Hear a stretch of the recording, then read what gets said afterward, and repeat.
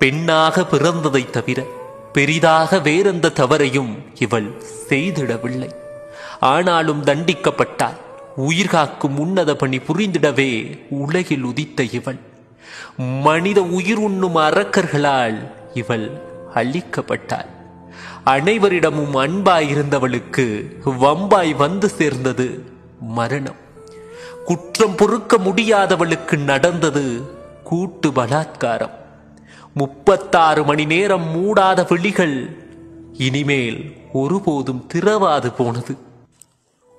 உலகில் ஆபத்தான மிருகம் ஆண் என்பதை மீண்டும் நிரூபித்து காட்டியிருக்கிறார்கள். நரமாமிசம் உண்ணும் இழுக்கான பிறப்புகள். எப்படியெல்லாம் கெஞ்சியிருப்பாள் அவளும்.